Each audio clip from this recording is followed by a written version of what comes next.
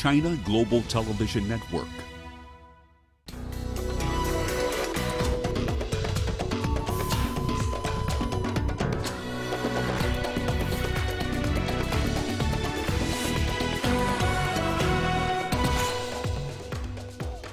Residents of Alexandra Township in northern Johannesburg take to the streets to demand better service delivery by the government. Air of uncertainty remains in Algeria after the resignation of President Bouteflika. And the preliminary report on the Ethiopian airline crash yet to be released, but sources claim it will show the pilots followed expected procedure. Hello and welcome to Africa Live. As always, great to have you with us. I'm Richard Cyril Unta, live in Nairobi, alongside my colleague Rahmah Nyang, who has our business headlines tonight. Rahmah. Thank you very much, Richard. Here's what's coming up in the course of the hour. Africa's economic growth is forecast to accelerate to 4% this year by the African Development Bank. And South Africa's private sector activity dipped sharply in March, mainly due to rolling blackouts in Africa's most industrialized economy. We'll have the details on those stories and lots more coming your way in the course of the hour. For now, though, let's start with the latest in current affairs with Richard. Thank you, Rahmah. We begin in South Africa, where the situation is tense in Alexandra Township. Residents blocked exit and entry points to the northern Johannesburg Township. They are protesting against poor service delivery, among other issues. CGTN's Yolisa and Jamela has more on this developing story. Residents barricaded roads with burning tires and rocks. They called this protest a total shutdown, commanding businesses, schools and other economy-related activities to be shut down completely. Residents are angry and they're hoping the shutdown of this township will serve as a wake-up call to government. They must come and do something. Build us houses, fix everything, and maybe they can build a bridge here. We have called a total shutdown so that we can bring back our pride and our plight. Some residents took us to their houses in a bid to showcase their living conditions. This is my house. And here's the sewage. I've even tried to make a hump to direct the sewage to the drain. But now it comes every day. I'm dealing with it every day. I had to clean the street every day because there's a smell and my kids are sick.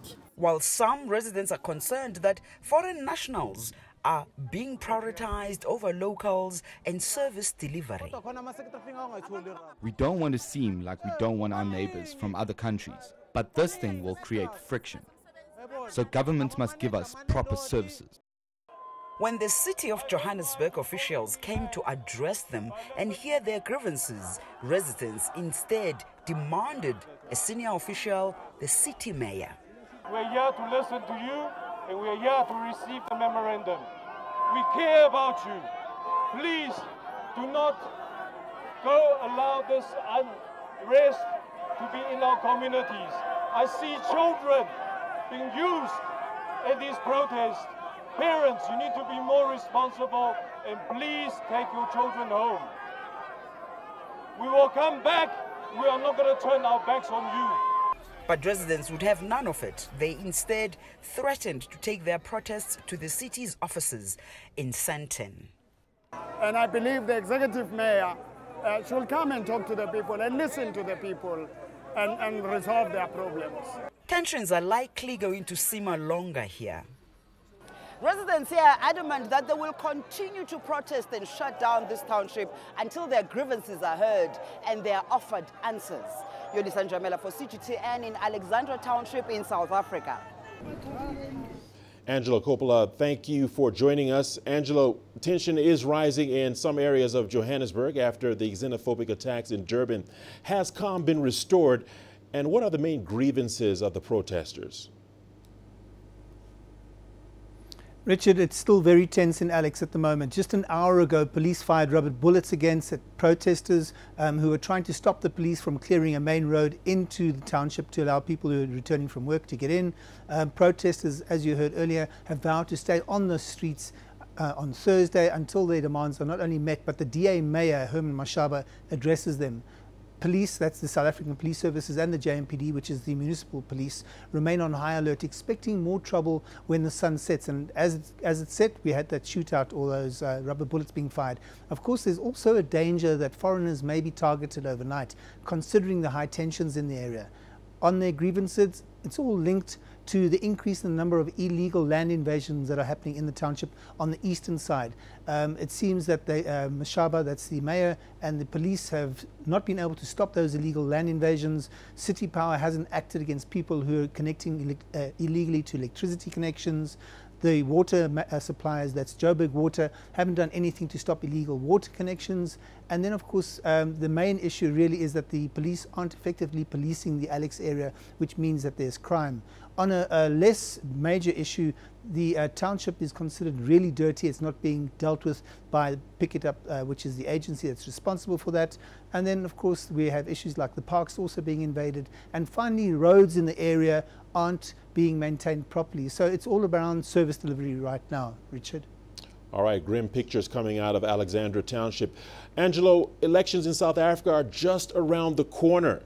How is the government likely to respond to the issues being raised by the protesters? Well, look, this is a city or municipal government issue, so national government can't by law get involved there. The fact is that Alex is within walking distance of Sandton, which makes the lack of service delivery there even more telling. The township falls, as I said, under the Johannesburg Metro and its DA Mayor, Herman Mashaba, and he's saying that he hasn't been sitting on his laurels. He's in fact cited 14 different issues that he and his government have changed and dealt with successfully in Alex and other townships in the area since they came into power in 2016.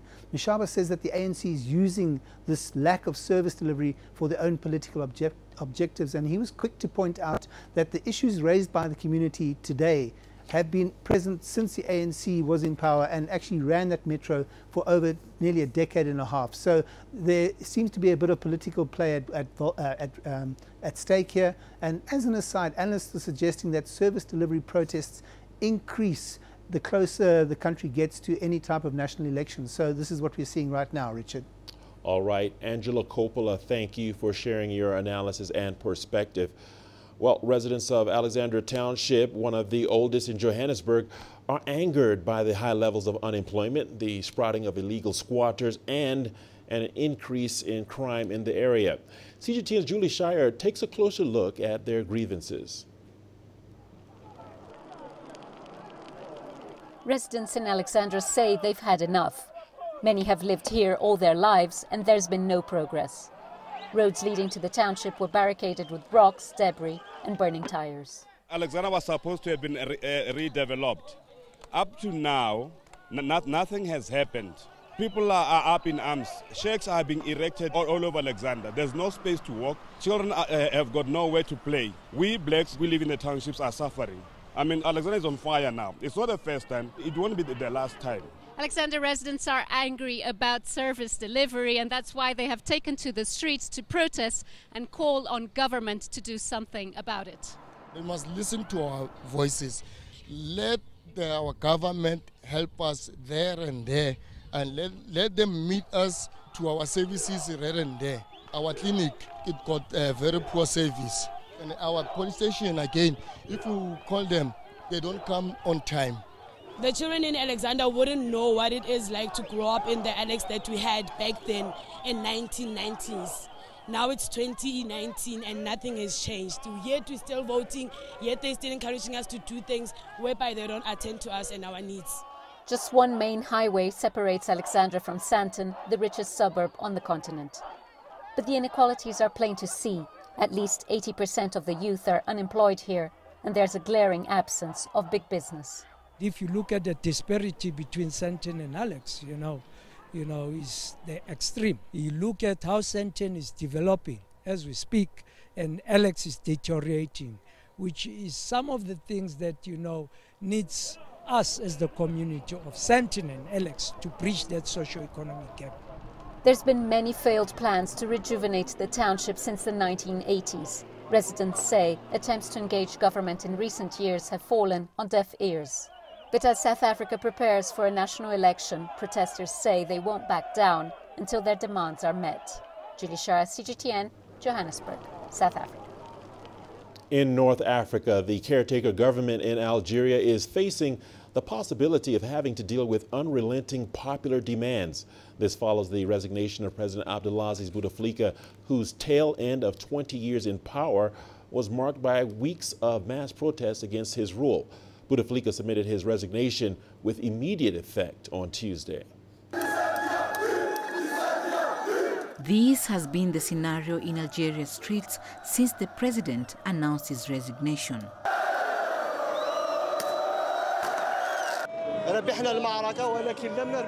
We won the battle, but we did not win the war. There is still work to do. Now the role of the institution is to judge. Justice must do its job. First, justice must be independent. That's how the first judge of the country could judge them. We are happy. We are very proud, and it's the victory of the people. In a letter presented to the Constitutional Council, President Bouteflika said, "This decision, which I take in my soul and conscience, is destined to contribute to the appeasement of the hearts and minds of my compatriots." The ailing president has been accused of being unsuitable to be in power. He faced mounting pressure to step down after his decision to seek a fifth term. This despite rarely being seen in public since suffering a stroke in 2013. Last month, he eventually said he will not seek re-election. But the move failed to satisfy protesters who feared a ploy to extend his rule, given that the scheduled presidential poll had been suspended. The 82-year-old decision to step down has been described as an important page in the history of Algeria. According to Algeria's constitution, the Speaker of the Upper House of Parliament will now act as interim leader for up to 90 days, during which presidential elections must be held. Chomhono, CGTN. The president of the Democratic Republic of Congo, Felix Tshisekedi, is visiting the United States to discuss ways of strengthening security and economic ties. The trip is his first out of Africa since his inauguration in January. CGTN's Chris Ochemringa has more from Kinshasa. DRC's new leader, Felix Tshisekedi, has set off for the United States for a 3-day visit. He is scheduled to meet with U.S. Secretary of State and other senior officials to discuss trade and bilateral issues. The president's party members have described his trip as important for the country's future. The U.S. has realized that the new DRC government is a partner it can work with. They will help President Tshisekedi fight corruption and tackle poverty. We want to go there to get the support for them to help us get more security and therefore more peace in this part of the world. The other thing is purely business. As you know, we have strategic minerals in this country which are being exploited by different people. President Tshisekedi is keen on attracting U.S. investors into the DRC mining sector that has been dominated by Western and Chinese mining firms. A clear departure from the policy of his predecessor, Joseph Kabila. America has not been present in this country. There is no significant presence of America that will illustrate a real willingness to accompany this country in terms of revamping, strengthening our economy. The U.S. government endorsed President Tshisekedi's disputed election despite widespread allegations of vote rigging. And some analysts believe the Trump administration is helping President Tshisekedi assert his authority to steer the country on a new path away from former President Kabila's influence. The U.S. Treasury Department recently issued sanctions on senior officials of the DRC's Electoral Commission over allegations of corruption and voter fraud. The DRC president's U.S. visit marks the start of a new era for the two countries. Under President Kabila, this relationship was strained, with the president preferring to partner with China. The bilateral discussions are being seen as the beginning of renewed ties between the US and the DRC. Chris Sochamringa, CGTN, Kinshasa, Democratic Republic of Congo. Let's now turn to our continuing coverage of the devastating aftermath of Cyclone Idai. In Mozambique, some areas are receiving aid for the first time, but as Astatal reports, a number of families are still struggling to find where their loved ones are buried. 2,300 people in Mozambique's Buzi district have received aid for the first time since Cyclone Idai made landfall. Severe flooding has made Buzi inaccessible by road. The International Federation of the Red Cross and Red Crescent access the district by helicopter. Teams from the IFRC plan to deliver essential items such as kitchen sets, clean water, and tents. They plan to deliver the items to 20,000 people in the coming days. But as much needed aid finally reaches some of those affected, others face another type of devastation. Some families now struggle with how to locate the burial spots of their missing loved ones. There is no way to cross to where my mother is. Up until now, I don't know exactly where my mother is buried. I don't know where her grave is. Communities are trying their best to bury loved ones with dignity. Aid groups are lending a hand, but face challenges amidst other pressing needs of affected communities. We've had the opportunity to find human remains and recover them with the authorities and the community. And then we've also visited graves just to get a sense of how the graves are essentially dug and will those graves be recognizable in a number of years. And so we can offer some technical guidance. We provide equipment and basic things like spades and hoes, just to even dig a hole, because it is so difficult out here, and many of the communities have lost everything. Hundreds have died due to Cyclone Idai, with the UN estimating the storm affected 1.8 million people in Mozambique. Astatal, CGTN. Meanwhile, at least 1,052 cholera cases have been reported in Mozambique, according to the World Health Organization. 2,700 cases of acute diarrhea have also been reported following the deadly cyclone that hit the southern African nation. 900,000 doses of oral cholera vaccines are expected to arrive to tackle the waterborne diseases. Cholera is endemic to Mozambique, which has had regular outbreaks over the past 5 years, raising fears that another epidemic would be difficult to contain. I don't have the full statistic with me, but as of April, we have 1,052 cases, 1052 cases reported by the Ministry of Health. But let me remind you, official cases and official figures in the case of cholera are always very tricky, because at the same time we have about 2,700 cases of acute watery diarrhea registered. And to remind you the way this goes, normally when we have cholera confirmed in an area, laboratory confirmed, then we just simply treat all cases of acute watery diarrhea as if they were cholera, because the response is the same, the treatment for the people is the same.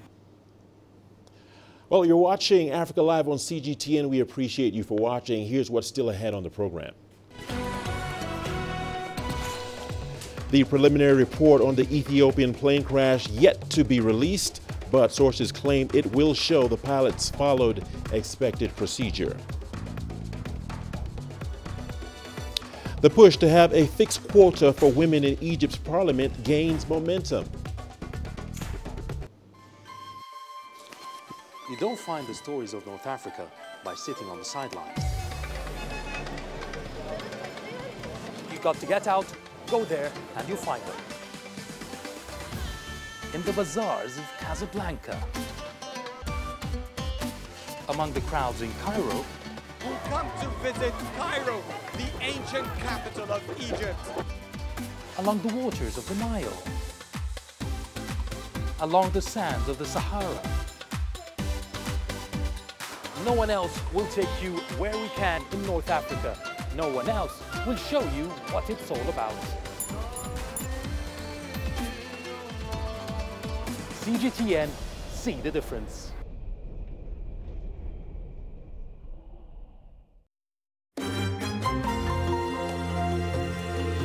Africa Live. Find your voice.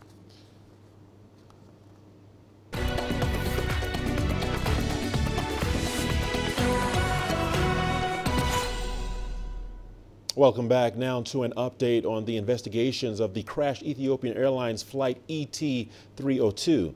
According to Reuters news agency sources, pilots followed procedures laid out by Boeing. According to sources, Boeing's anti-stall software repeatedly forced down the nose of the jet. Pilots then allegedly turned it off in accordance with Boeing's procedure.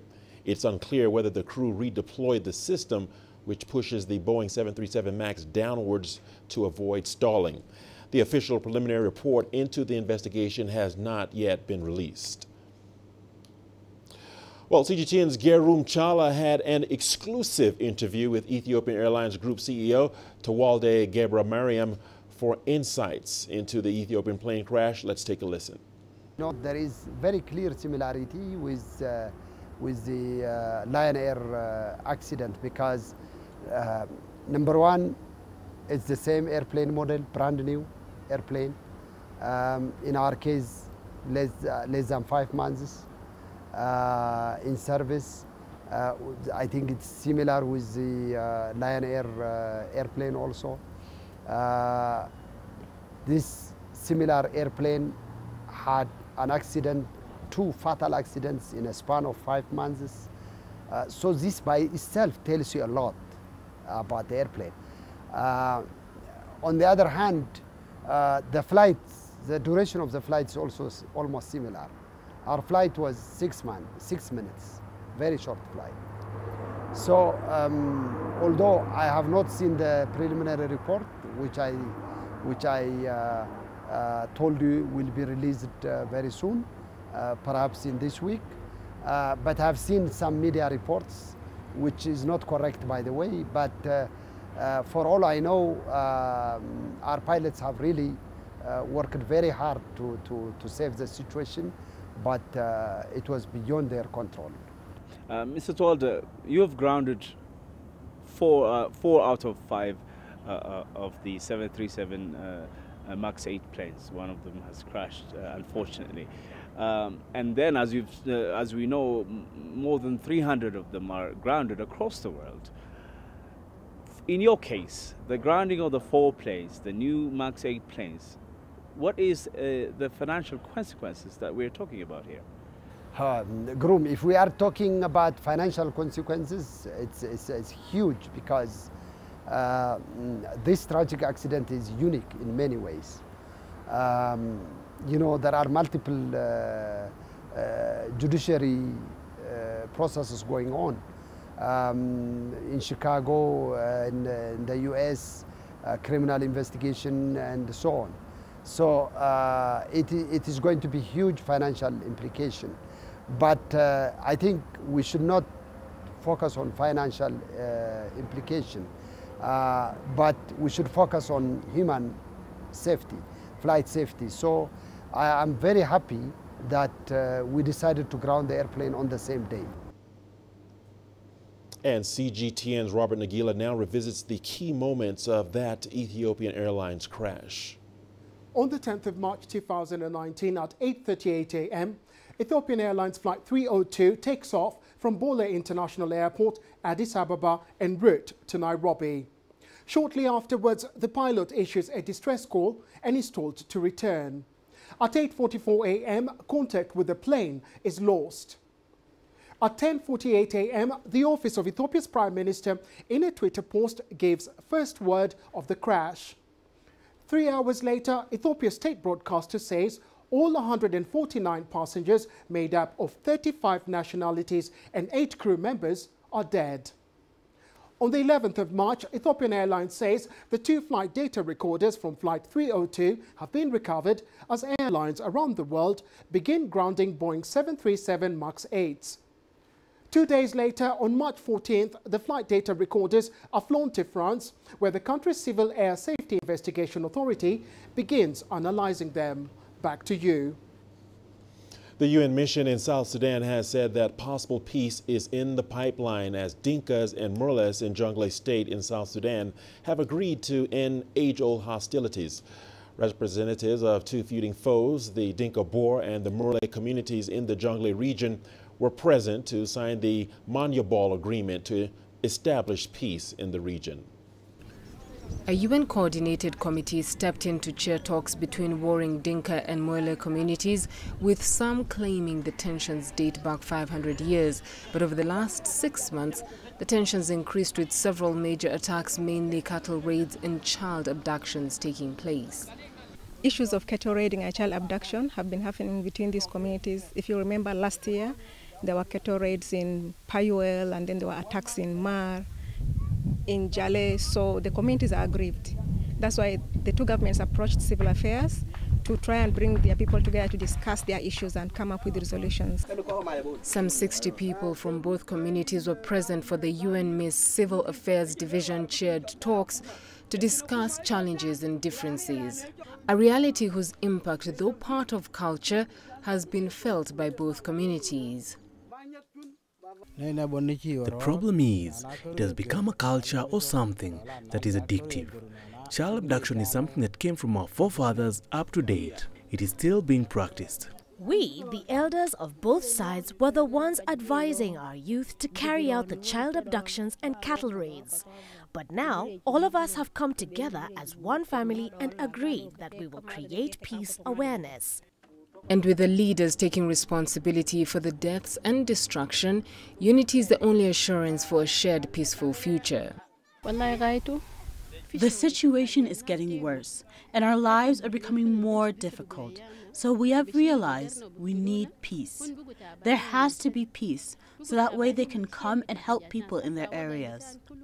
As part of the Manyabal agreement, UN-MIS is requested not only to lead the reconciliation process going forward, but also to build peace centers in areas where neighboring youths from both communities can continue to discuss their differences.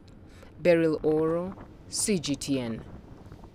Uganda says it is encouraging refugees from countries where it is now stable to return voluntarily. Over 1 million refugees from Rwanda, South Sudan, and the Democratic Republic of Congo currently live in Uganda. Isabel Nakuria reports. Uganda's Ministry for Refugees says it's time for many of the refugees living in Uganda to go back and rebuild their countries. Uganda has long been known as a welcome place for people fleeing war and persecution. But now the government says resources are overstretched, and if the refugees' home countries are safe, it's time to return. To me, the ultimate solution is their countries should be made peaceful and they go back. That is the final solution. But partial solution is enabling them and skilling them and making them become really useful citizens when they go back to their countries. He also said South Sudan, Burundi and Rwanda could now be considered stable. All this comes at a time when relations between Uganda and Rwanda are strained. Rwanda accuses Uganda of harboring dissidents. Around 14,000 Rwandan refugees live in Uganda. Some are worried they could be forced to leave. Under the refugee law, that is not allowed. If someone flees his country over some problems, you can't tell him to go back. But if it's done well and someone feels he can return, then it's okay. The UNHCR says countries must commit to the safety of returnees, including rebuilding their lives once they choose to go back. Refugees should not be sent back to the country of origin against their will, and that refugees should be given the right to make a decision for themselves as to when they would like to return to their country of origin. The UN Refugee Agency also facilitates voluntary repatriation of programs developed jointly between refugees' countries of origin and the host countries. Even though calm has returned to some countries, the UN says it may not be safe for some refugees facing political persecution to return home, and until there is an assurance from the countries of origin for the protection of refugees, repatriation shouldn't go on. Isabel Nakiria, CGTN, Kampala. Meanwhile, an American tourist and a Ugandan driver have been kidnapped by unknown gunmen at the Queen Elizabeth National Park in western Uganda. The Uganda Wildlife Authority says security forces have started a rescue operation to try and save the two. Once again, Isabel Nakiria reports. The American tourist Kimberly Sue and Ugandan driver Jean Paul were on a game drive with two other tourists when they were ambushed by gunmen. The two other tourists were left unharmed and are said to have reported the kidnap to authorities at the Queen Elizabeth National Park. It is an eye-opener. Clearly, we have people who are always on patrol. We have rangers who are always on patrol. We have ranger guides who move with tourists. Unfortunately, as they were moving out, they didn't go with the ranger guide. They went on their own. Ugandan police say they've sealed off all exit points at the border between Uganda and the DRC to try and apprehend the kidnappers. The reason behind the kidnap is not known, but the Wildlife Authority says a ransom of $500,000 has been asked. We have not yet established the motive as to why, whether it was basically people who want money, ransom. We don't know whether they were poachers and they got an opportunity now to get hold of people, abduct people, kidnap them. We don't know. We don't know whether they are rebels. We don't know really. We are yet to establish that. And the security forces will be helping us to come up with all these kind of conclusions right now. The kidnappers reportedly used the driver's telephone to ask for the ransom, but it's now been switched off. And with no communication, the Ugandan Wildlife Authority says tracing those kidnapped is now a challenge. The U.S. mission in Uganda has already been informed about the kidnap, and they are helping with the search. The Wildlife Authority says the incident is isolated and assures tourists of their safety while at the national parks. Isabel Nakiria, CGTN, Kampala.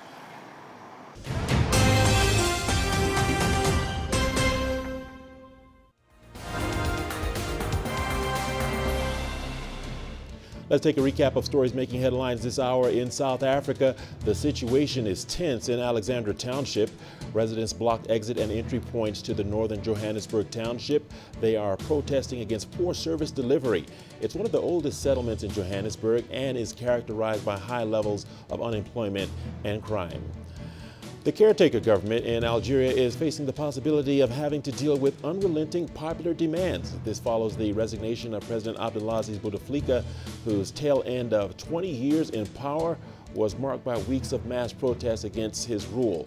Bouteflika submitted his resignation with immediate effect on Tuesday. The president of the Democratic Republic of Congo, Felix Tshisekedi, is visiting the United States to discuss ways of strengthening security and economic ties. The trip is his first out of Africa since his inauguration in January. He is scheduled to meet with U.S. Secretary of State and other senior officials to discuss trade and bilateral issues. And a preliminary report of the crashed Ethiopian Airlines is still being awaited. But according to Reuters news agency sources, pilots followed procedures and laid out by Boeing. According to the sources, Boeing's anti-stall software repeatedly forced down the nose of the jet.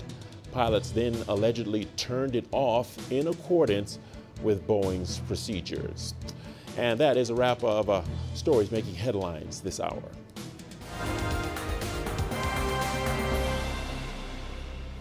All right, you're watching Africa Live on CGTN. Let's go to Rahmah for the latest in our business. Rahmah. Thank you very much, Richard. Here's what's coming up in business.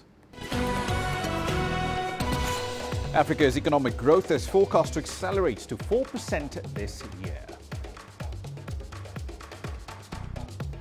And South Africa's private sector activity dips sharply in March, mainly due to power cuts.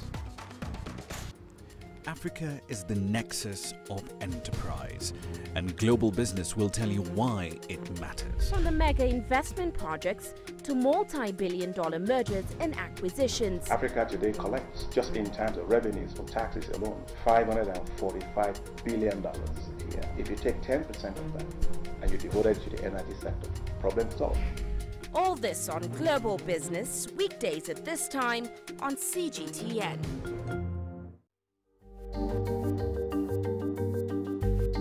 Africa Live. Find your voice.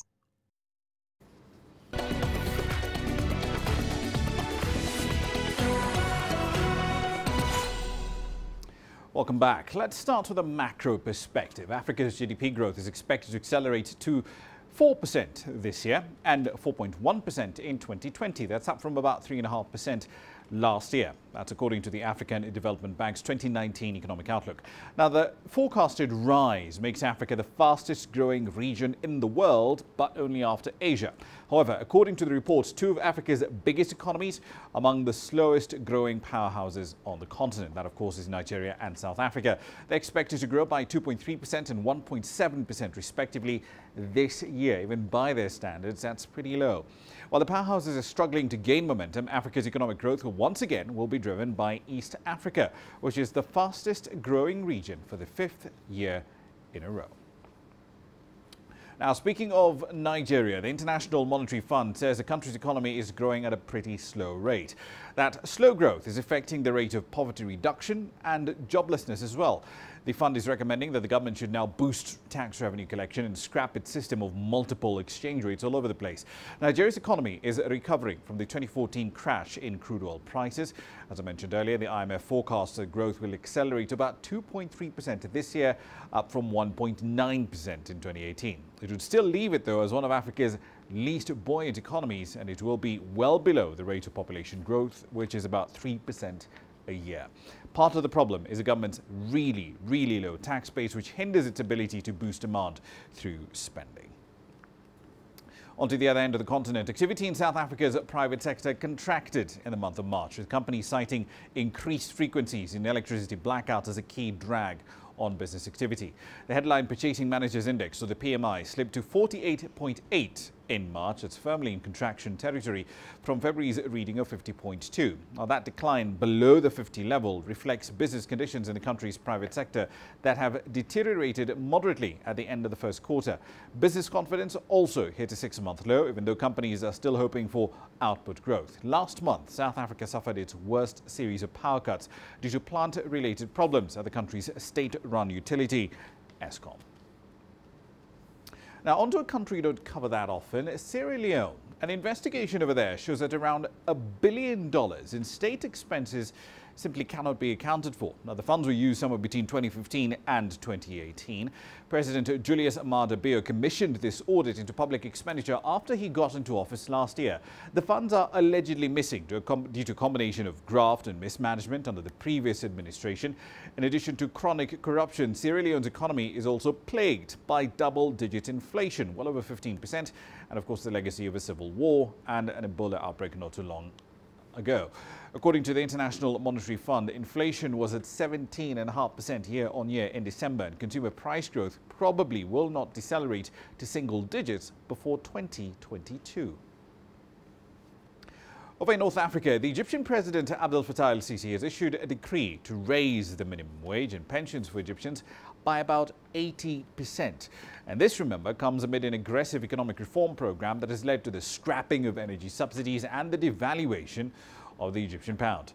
With the details, here's CGTN's Iyasa Hakim.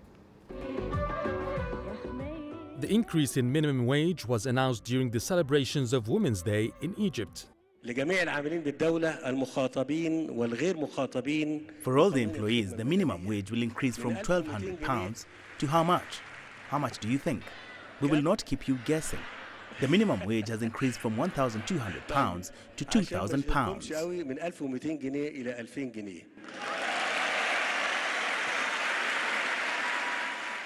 This 80% rise in minimum wage and pensions have cost the government 60 billion Egyptian pounds, about $5.5 billion. The minimum wage and pensions increase have been welcomed by most.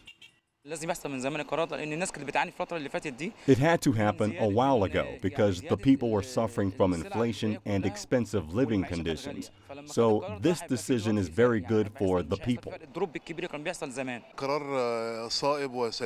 It's the correct move because the latest price increases should be met with a salary increase. Most experts believe this move could also revitalize the economy. The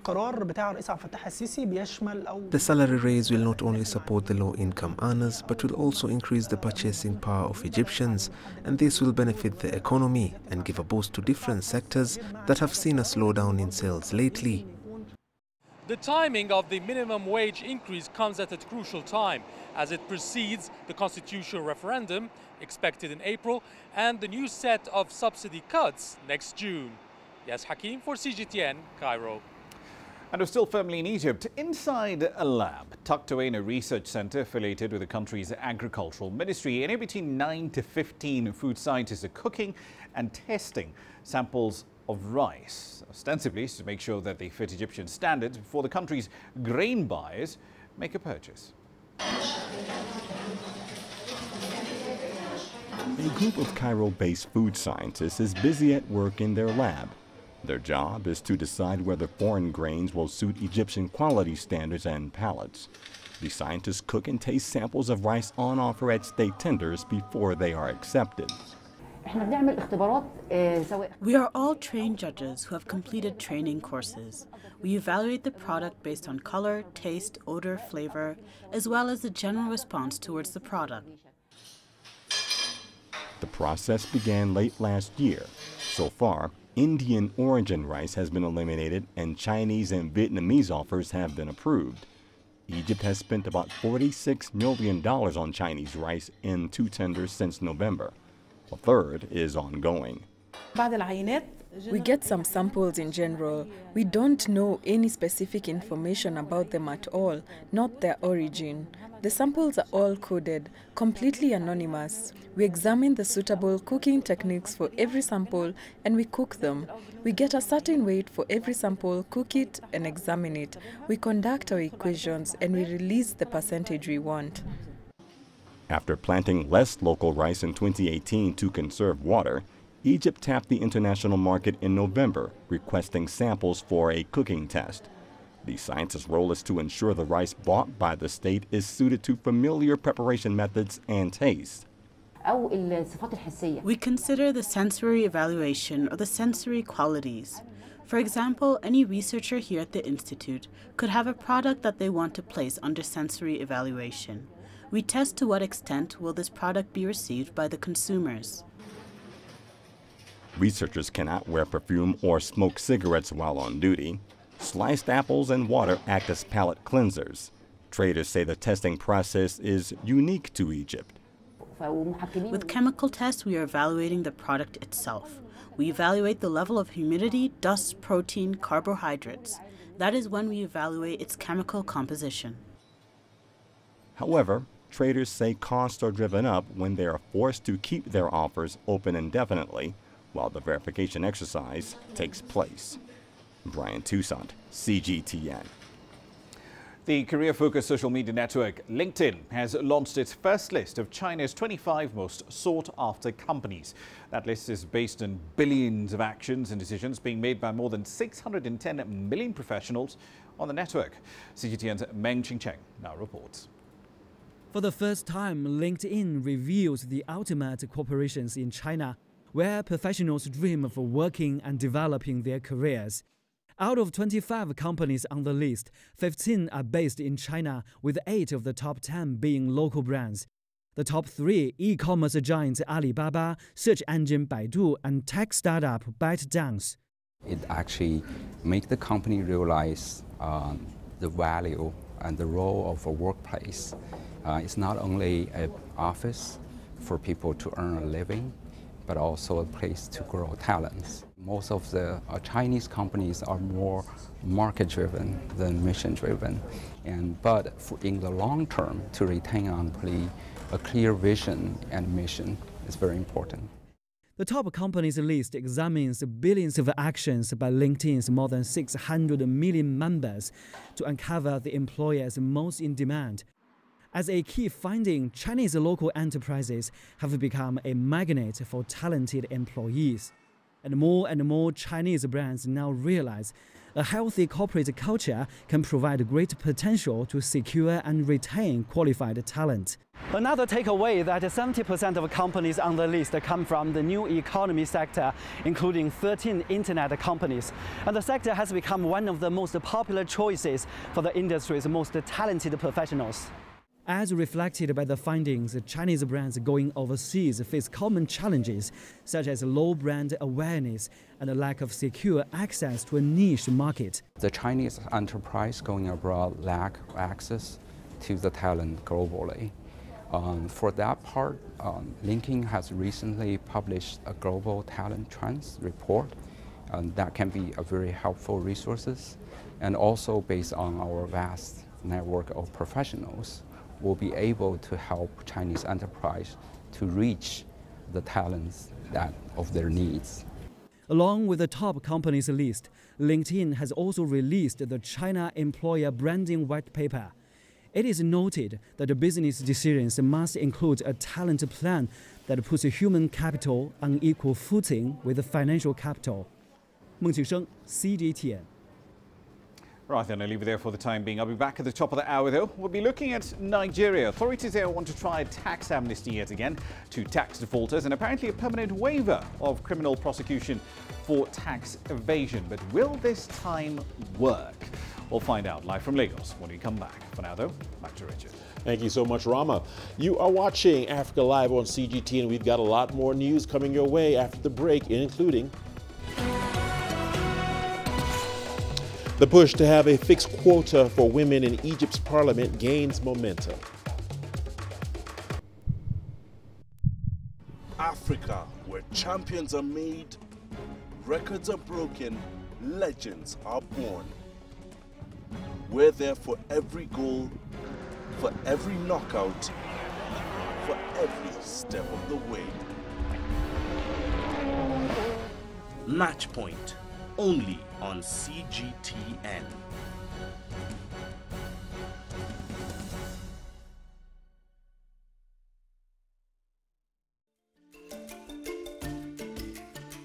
Africa Live. Find your voice.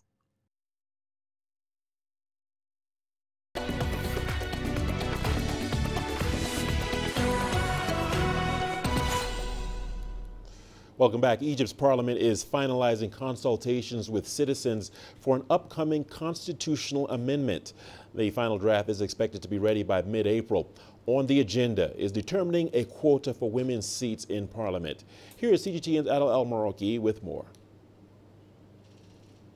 Egyptian parliament is holding intensive meetings to finalize the draft amendments for the constitution before mid-April. For weeks, its members have been discussing the required changes with representatives from society. Everyone is discussing the articles to be amended in the constitution that relates to their profession. It's an important process. We're building a constitution that fulfills the needs of society. Egypt is about to constitutionalize a quota for women in the legislative chambers. The target is to fixate at least 25% of the parliament and senate seats for women. There is overwhelming support from women MPs and others to increase the women's quota in parliament and the senate. That step stands out even on a global level. I'm very optimistic. After engaging in talks with parliament and seeing policymakers working on the draft amendments, I trust they'll create a great document. The Egyptian referendum is expected to be held before the end of April. While the expected quota aims to empower women, critics believe that if it becomes part of the constitution, it may violate other rights. The 2014 Egyptian constitution states that there shall be no discrimination based on religion, race, or gender. And guaranteeing at least a quarter of the legislative seats for women could be considered favoritism. Adel Mahroui, CGTN, Cairo. In Tunisia, the streets of the old town of Tunis, Kairouan, and other cities have been illuminated to celebrate the declaration of Tunis as the capital of Islamic culture for 2019. Many events will be organized throughout the year to mark this important cultural and religious honor in the North African state. Here is Aden Chouachi with the details.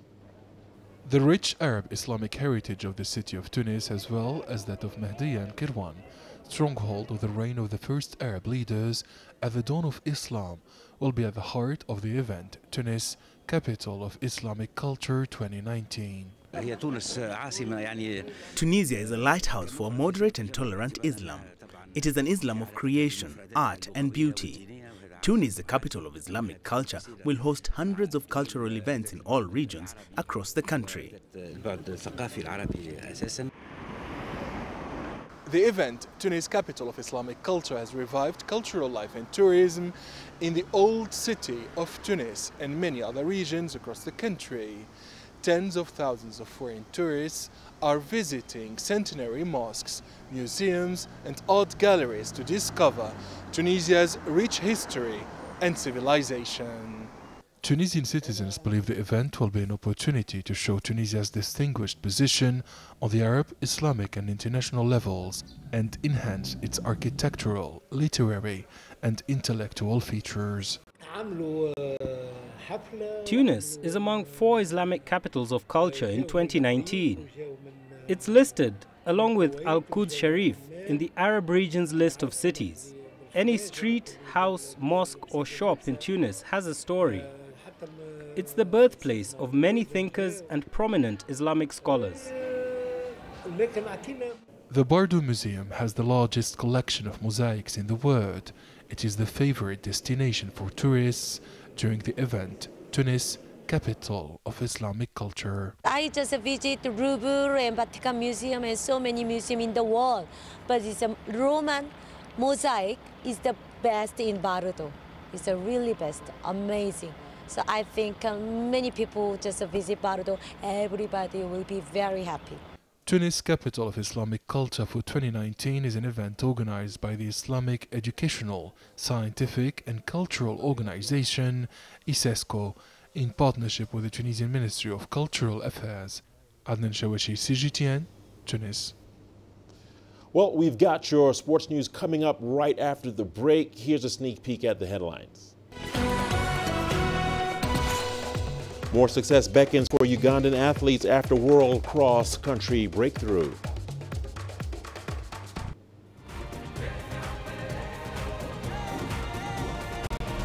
Africa Live. Find your voice.